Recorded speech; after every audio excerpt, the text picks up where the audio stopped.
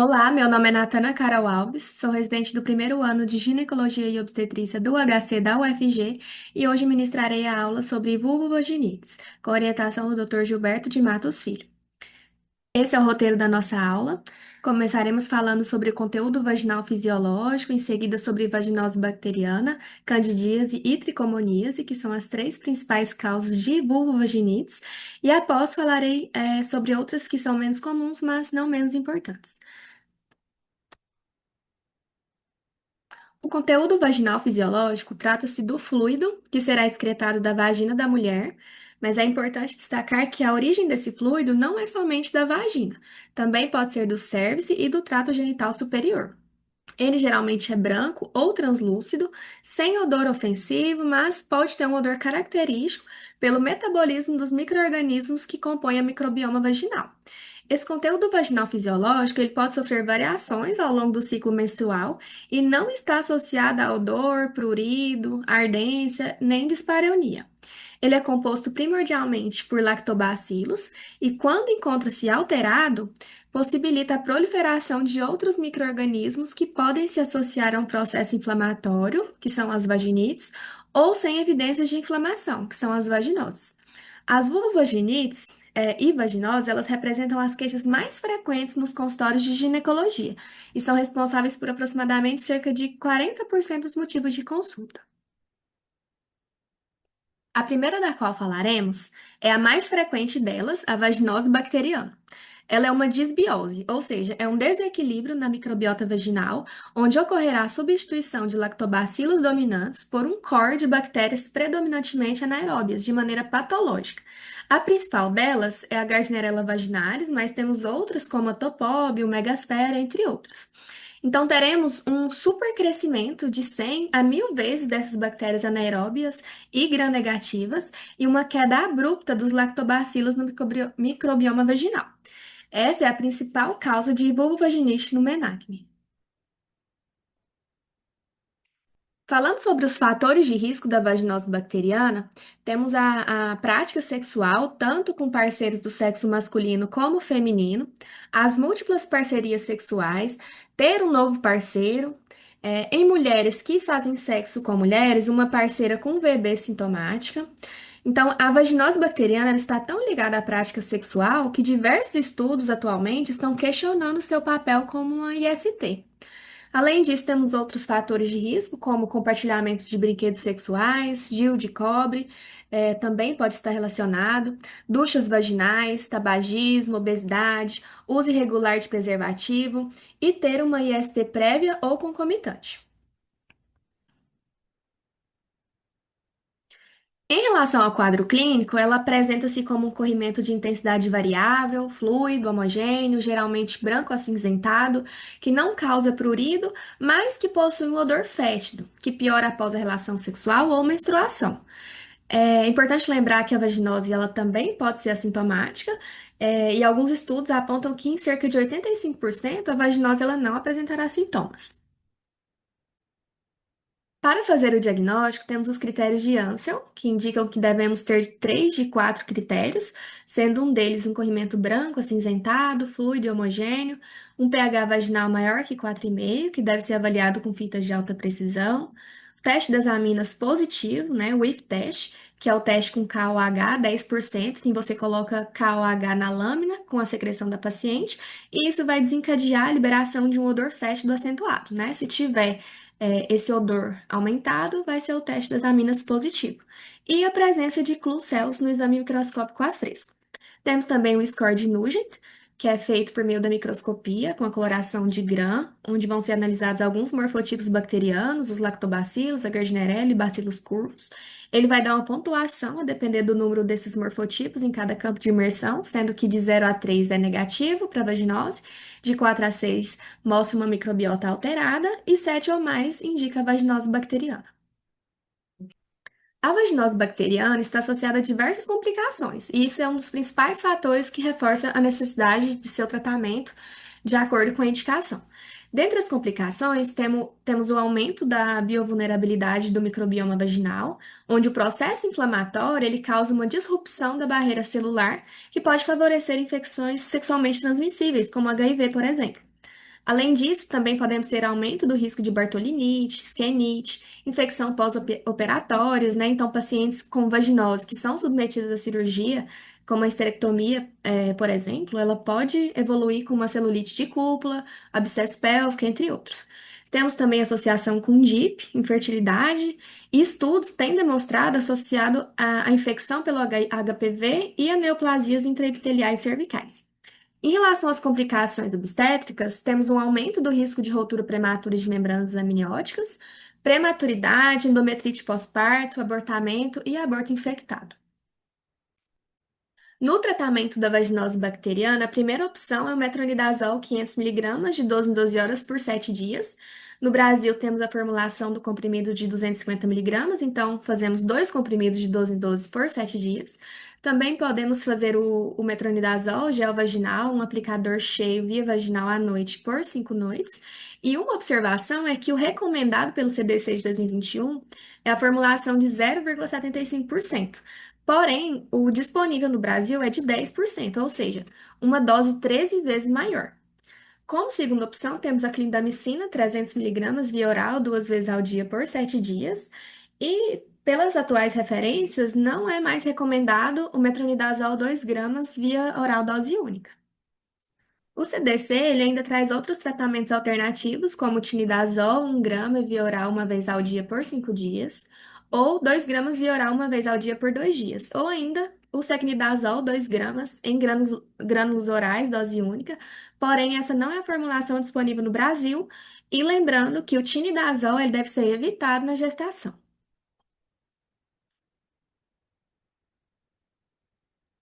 E o que seria a vaginose bacteriana recorrente, né? Seria a ocorrência de 3 ou mais vezes ao ano e possui diversos fatores desencadeantes que podem estar envolvidos, como os biofilmes, que estão associados à persistência após a infecção, a reinfecção associada a parceiros sexuais não tratados que têm a vaginose bacteriana, uma resposta imune alterada, dificuldade de recolonização pelos lactobacilos e também o tabagismo. O tratamento da vaginose bacteriana recorrente, ele é feito com metronidazol 250 mg, dois comprimidos via oral 2 vezes ao dia, por 10 a 14 dias, ou ainda um esquema tríplice com metronidazol gel vaginal 100 mg por grama, um aplicador cheio, via vaginal 1 vez ao dia por 10 dias, seguido de tratamento supressivo com óvulo de ácido bórico intravaginal de 600 mg ao dia por 21 dias e metronidazol gel vaginal 100 mg por grama 2 vezes na semana por 4 a 6 meses.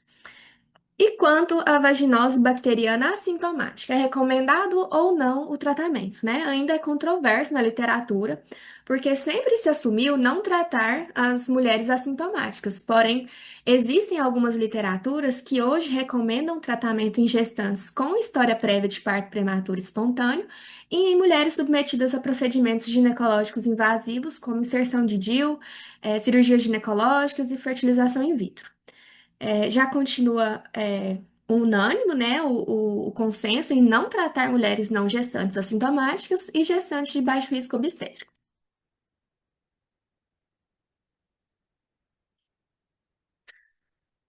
Falando agora sobre a candidíase vulvovaginal, ela é causada pela Candida spp, que é um fungo dismórfico e álcali resistente, que geralmente é bem tolerado pelo epitélio vaginal.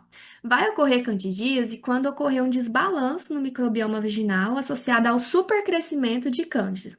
Entre as principais espécies temos a Candida albicans, a glabrata, entre outras. Então, a cândida, ela muda para a forma invasiva, com hifas e conídeos, e isso está associado a alguns fatores de virulência, como dismorfismo, secreção de proteinases e mudanças na composição celular. Além disso, também podemos ter alterações no epitélio vaginal e associada a alta carga fúngica que pode superar o limiar, de tolerância e desencadear uma resposta inflamatória intensa. Dentre os fatores predisponentes, temos a gravidez, a obesidade, uso de contraceptivos com estrogênio, terapia de reposição hormonal, uso de antibióticos, prática sexual, imunossupressão tanto espontânea como iatrogênica, diabetes descompensado, em pacientes com DM2, o uso de inibidor de SGLT2. história prévia de candidíase e hábitos de higiene e vestuário que aumentem a umidade e o calor local. A gente pode classificá-la em complicada e não complicada. A não complicada é quando tem um episódio isolado ou até 3 episódios no ano. Vai ter sintomas leves ou moderados e vai ser causado pela Candida albicans. E também ocorre em paciente imunocompetente. Já a complicada, ela ocorre quando há 4 ou mais episódios no ano, com sintomas severos, causado pela Candida não albicans, e ocorre geralmente em pacientes imunossuprimidas. No quadro clínico, teremos um corrimento espesso, esbranquiçado, dito como em aspecto de leite coalhado, associado a prurido vulvar, queimação, disúria, pode ter dispareunia. No exame físico será identificado eritema de grandes e pequenos lábios e ou vestíbulo, além de edema, fissuras, escoriações.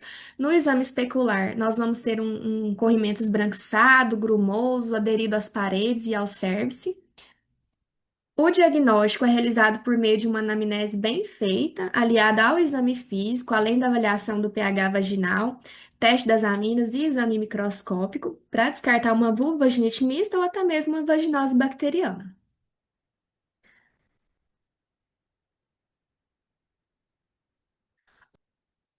O tratamento de escolha é com antifúngicos azólicos, mas temos como alternativa os poliênicos, sendo o principal a anistatina. A primeira opção seria o miconazol creme a 2%, ou outros imidazólicos, via vaginal, um aplicador cheio à noite, ao deitar-se por 7 noites, ou nistatina, uma aplicação via vaginal à noite, ao deitar-se por 14 noites. Como segunda opção, temos o fluconazol, 150 miligramas dose única, ou itraconazol 100 miligramas, 2 comprimidos via oral 2 vezes ao dia por um dia. Lembrando que não podemos usar azólicos antifúngicos via oral durante a gravidez. Também é importante ressaltar que sobre o tratamento não medicamentoso, né, que consiste em evitar roupas apertadas, roupas de material sintético, evitar sabonetes ou desodorantes íntimos, secar a roupa íntima em local arejado, ter uma dieta equilibrada com restrição de açúcar, evitar adoçantes artificiais à base de lactose. Agora, em relação à candidíase vulvovaginal recorrente, ela ocorre quando há 3 ou mais episódios em 12 meses. Alguns fatores predisponentes são pacientes que têm atopia, hipersensibilidade, relações sexuais frequentes, gravidez, diabetes descompensado, antibiótico terapia ou imunossupressão. O tratamento, ele se faz com uma fase de indução e uma de manutenção. A fase de indução é feita principalmente com fluconazol, 150 miligramas, uma vez ao dia, nos dias 1, 4 e 7, e após fluconazol 150 miligramas uma vez por semana por 6 meses. E também temos outras opções, como as referidas na tabela. Nos casos em que for realizada a cultura, quando for Candida albicans, será utilizado fluconazol por 3 dias, como citado anteriormente, ou itraconazol 100 miligramas, 2 comprimidos via oral de 12 em 12 por 3 dias, ou ainda antifúngicos tópicos por 10 a 14 dias. Se for identificada Cândida não albicans, as opções são ácido bórico, óvulo, 600 miligramas via vaginal por 14 dias, ou nistatina creme vaginal por 21 dias, ou ainda anfotericina B creme vaginal por 14 dias, ou a flucitosina creme vaginal por 14 dias também. Sempre lembrando de realizar profilaxia de recorrência com fluconazol 150 miligramas uma vez por semana por 6 meses. Falando agora sobre a tricomoníase, ela é causada pelo Trichomonas vaginalis, que é um parasita anaeróbio facultativo.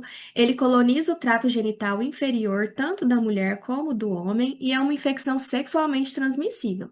Ela é transmitida por fluido ou por fômites, pois o parasita ele consegue sobreviver fora do corpo humano por até 3 horas. O período de incubação é de 4 a 28 dias.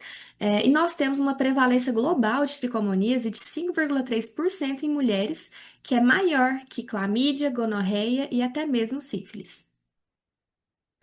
Os fatores de risco são população prisional, um risco 3 a 5 vezes maior, pacientes negras, práticas sexuais de risco, como dois ou mais parceiros sexuais no último ano, sexarca precoce, uso irregular de preservativo, além de baixa escolaridade e nível socioeconômico, desbiose vaginal, até porque o lactobacilo é uma importante defesa contra micro-organismos como tricomonas, pacientes vivendo com HIV. Então, estudos apontam que até 53% das mulheres com HIV têm infecção por tricomonas vaginais. O quadro clínico pode se apresentar como corrimento vaginal abundante, purulento, bolhoso, amarelo esverdeado, pode ter prurido, disúria, dispareunia, hiperemia e edema vaginal. Pode ter também aquele aspecto clássico, né, de colpite macular, chamada de colo em framboesa, mas que vai ser observado em menos de 5% das mulheres, que vão ser microhemorragias puntiformes sangrantes. Teremos um pH vaginal mais básico. O diagnóstico da tricomoníase pode começar com a suspeita clínica, mas deve ser confirmado laboratorialmente. O mais recomendado é a utilização do exame a fresco, onde vai ser observado o protozoário móvel. E além disso, temos a cultura em meio de Diamond e o Schiller trigoide na colposcopia. Possíveis complicações ligadas à tricomoníase são biovulnerabilidades a outros agentes, né, outras ISTs, então aumento do risco de infecção pelo HIV e do risco de DIP. Podemos ter complicações obstétricas como roprema, trabalho de parto prematuro, infertilidade, anormalidades no espermograma. E estudos recentes têm demonstrado associação com neoplasia intraepitelial e câncer de colo uterino. O tratamento mais recomendado atualmente é com metronidazol, 500 mg via oral, de 12 em 12 horas por 7 dias, e uma alternativa seria o tinidazol, 2 gramas via oral, dose única. Estudos demonstraram que o esquema de dose única de metronidazol teve taxa de falha mais alta que o esquema multidose. Agora, em relação às recomendações do tratamento, temos que orientar quanto ao não uso de bebidas alcoólicas durante e após 24 horas do uso de metronidazol, para evitar aquele efeito de sulfira-like, né, o efeito antabuse, que é caracterizado por mal-estar, náuseas, tonturas e gosto metálico na boca. Durante o tratamento, deve ser orientado à abstinência sexual e também orientado sobre a necessidade do tratamento das parcerias sexuais, além de solicitar exames de outras ISTs, né, como sífilis, HIV, hepatite B e C. Devido à alta taxa de reinfecção, é recomendada a retestagem para mulheres em menos de 3 meses ou até 12 meses do tratamento, independente do tratamento de parcerias. Agora, falando sobre algumas outras vulvogenites, uma outra delas é a vaginose citolítica, né, que vai ocorrer devido ao excesso de lactobacilos e citólise, que aumenta a acidez vaginal e é um importante diagnóstico diferencial com a candidíase vulvovaginal. Nós temos alguns fatores predisponentes, como as mulheres no menarqueme, especialmente na fase lútea, além de gravidez, relações sexuais infrequentes, cerca de menos que uma vez por semana, uso de anticoncepcional oral e diabetes mellitus tipo 2.